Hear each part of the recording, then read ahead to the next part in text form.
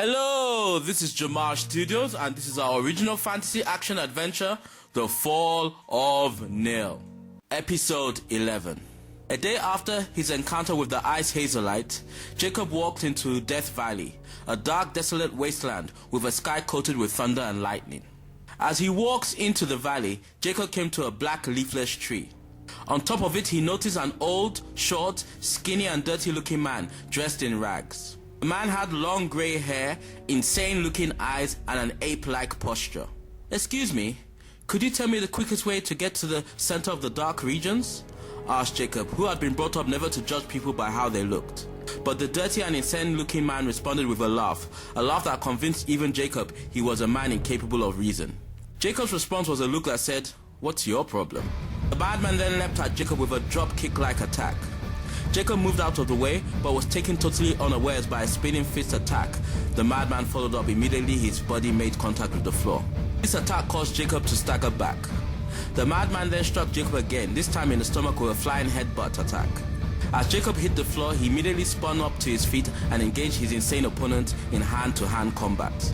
Jacob was a skilled fighter, but he found it difficult to adapt to his opponent's unorthodox, agile movements, which were backed up with incredible speed and strength. Jacob was barely able to defend himself and wasn't at all in control of the fight. At one point, the madman took hold of Jacob's staff as he struck him down with a double foot attack that took the form of a backward somersault. The madman then began to display a series of artistic rotations and movements with the young warrior's weapon. Before he knew what was happening, Jacob found himself ducking, diving, flipping and rolling out of the way of his own weapon that shattered everything in its path. Using his own agile movement, Jacob managed to get close to his insane opponent and disarm him with a solid punch. As Jacob took hold of his staff and spun it in a defensive position, the madman jumped back up to the top of the tree and began to laugh again. The madman's laughter then became louder and louder as his eyes began to glow with evil purple energy. The lightning in the sky then began to strike all around the Nale warrior. Zombies then began to emerge out of the ground until finally the noble warrior found himself surrounded by more than 10 zombies. "Attack!" yelled out the madman. Then the zombies all began to attack with some serious martial art moves. Even though they were undead, their movements were as fluid as that of any well-trained living man. Saying Jacob had his hands full at this point would have been an understatement. Luckily for him, his staff gave him an advantage. Utilizing the Shaolin pole work system, Jacob began to do battle with the zombies around him mercilessly. One blow from his staff was enough to dismantle a zombie, but for every one he destroyed, 2 would emerge. All through the gruesome attack, Jacob could hear the madman's laughter echo throughout the area. Then, a familiar-looking enchanted sword came hurling through the air and into the madman's chest. The madman gave out a loud scream before blowing up into dust. As the sword that slew the enigmatic maniac fell to the floor, all the zombies around Jacob broke down into dust. "You're alive? But how?" asked Jacob as he watched Nathaniel pick up his sword. "I don't really know. All I remember is Elzador carrying me out of the water and telling me of a witch that can cure me," explained the knight. "Was it him who removed the scar that was on your face?" asked Jacob, noticing the absence of Nathaniel's battle scar. "Yes. He also told me that because of the trauma I've been through, I don't have much time. This is why I must hurry to the northern area of the dark regions." "I will come with you," insisted Jacob. "That's not necessary. It is best you head to Aiden's domain. There I will meet up with you," suggested the young knight. "Aiden is a powerful foe that must be stopped, and you are a skilled warrior. To vanquish Aiden's evil, I will need all the help I can get. It would be foolish of me to forsake such a strong ally, for you can be the difference between life and death for our kingdom," argued Jacob passionately. "Then it is settled. You will accompany me to the northern area of the dark regions." Both men managed to travel for several hours without drawing any kind of attention. Jacob found this strange, for he expected them to face many obstacles before approaching the destination. "This must be the place," said the young knight as the warriors came to 2 large gates made of solid steel. The gates stood well over 20 feet and seemed to be the only thing standing in between them and the one who could cure Nathaniel. Nathaniel took one look at the gates and seemed sure that his enchanted sword was enough to force his way through them. But as the knight drew his sword, 2 men dressed in long black robes with a hood that covered their faces walked through the gate the way a ghost would. Jacob, who felt uneasy about the appearance of these characters, also readied his weapon. Strange men then each armed themselves from a stream of lightning, with a long-handled gimlet with a razor-sharp blade on its other end. "I don't think these guys are interested in asking any questions," commented Nathaniel. He was right, for as soon as he finished his sentence, the dark strangers attacked.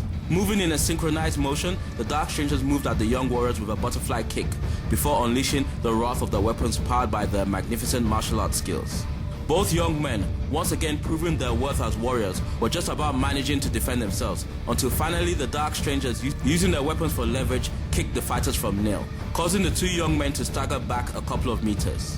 The Dark Strangers then moved back with an impressive mid-air spin and proceeded to spin their weapons into an offensive position. "I know that style," said Jacob, recognizing the cloaking shadow technique the opponents were utilizing. The Dark Strangers then began to somersault their way towards the young fighters for a second wave of attacks. "Follow my lead," yelled out Jacob as both men readied themselves to engage the Dark Strangers in combat.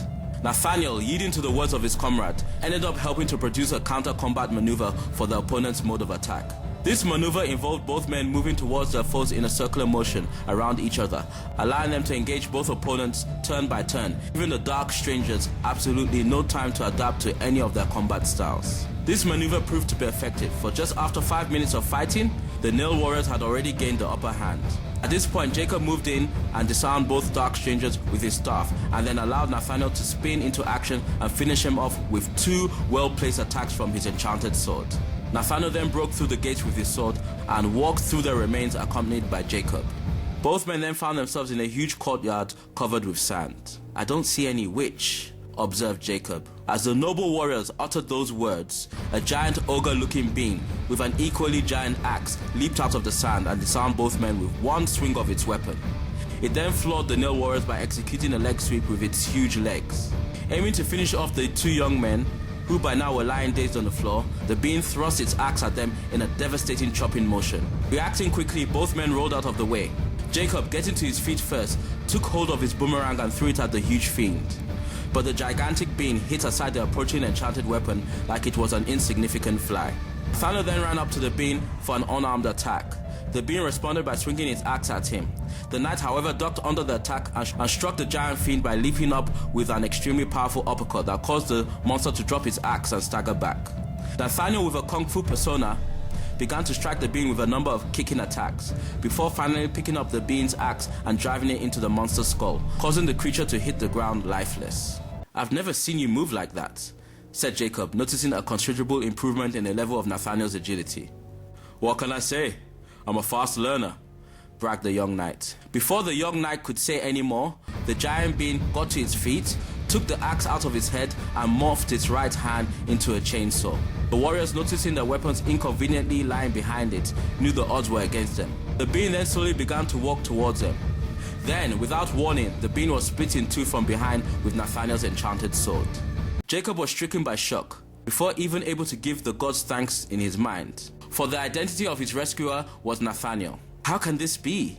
Jacob quietly uttered as he slowly and subconsciously moved into the middle of the two Nathaniels. "Get away from him, he's a fake," cried out the knight that had just saved his life. "Aiden's sorcery knows no bounds," said the knight he had just fought side by side with, indirectly claiming his authenticity. The other Nathaniel, no longer able to contain himself, ran at his look-alike knight with the enchanted sword and a battle cry. Jacob, still confused, saw no choice but to react and stopped the attacking knight with a back kick to his stomach. Jacob then followed up the attack with a roundhouse kick, which floored the attacking Nathaniel. "I can understand your confusion, but I will kill that thing, even if it means going through you," said the struck Nathaniel as he slowly got to his feet. Jacob noticed that before the struck Nathaniel spoke, he cleaned off some blood from the side of his lip. This and the fact the struck Nathaniel still possessed on his face a battle scar, which was given to him by a giant scorpion, opened Jacob's eyes to the truth. The imposter behind Jacob, noticing the noble warrior's wake-up call, revealed his true identity by transforming into his true form, which was that of Han, a slim, white, faceless and rubbery being that could mimic the form of any living creature. Han, wasting no time, began to attack the young warriors of Nale, who were now standing side by side. Han was an incredible fighter with a fighting style that embraced all the basic concepts of every fighting style in existence, but he was at a disadvantage, for he was fighting two gifted warriors whose combat skills possessed the same caliber as his. As the shapeshifter moved in for attack, Jacob, with extreme aggression, greeted him with a series of blocks and counter strikes. By standing his ground, Jacob was able to pressure the being into moving back into Nathaniel's powerful clothesline. As Han collided with the knight's attack, he turned into a liquid substance and moved out of his opponent's range. The shapeshifter then became a heavily built version of himself and leaped at the young warriors for another round. This time Jacob and Nathanael were absolutely no match for him, but Han had become the perfect combatant, possessing all Jacob's speed, agility and combat skills, along with Nathanael's brute strength and merciless fighting approach. After being manhandled by the shapeshifter for a good couple of minutes, Jacob and Nathanael drew out their weapons and moved in for another round. Jacob artistically leapt at Han with a swinging attack. Han responded by stopping the staff with his hand and kicking Jacob across several meters while still in mid-air. He then used the same leg to sweep Nathanael to the floor before the knight could successfully attack him from behind. "Enough," said a voice, halting Han's next movement that intended to shatter the knight's skull with Jacob's staff. Han had stopped because he had heard the voice of his master, Elos, a powerful sorceress that took the form of a beautiful Caucasian female with long brown hair dressed in a long white gown. "Why did you stop? I was just getting warmed up," yelled out Nathanael as he and his comrade got themselves together. "Really?" responded Elos, not at all impressed by the knight's fighting spirit. She then fired a bolt of purple energy that struck Jacob before he could even move and turned him into stone. That is the end of episode 11, but before we go, answer this episode's question. If Jacob is a Christian, by God's standard, has he been a good friend to Nathanael so far? Refer to the Bible and give your answers via any of JOMAJ Studios' social media platform links, which can be found at jomajstudios.com. Like Water, The Next Age is now available on paperback and in ebook format via any Kindle device.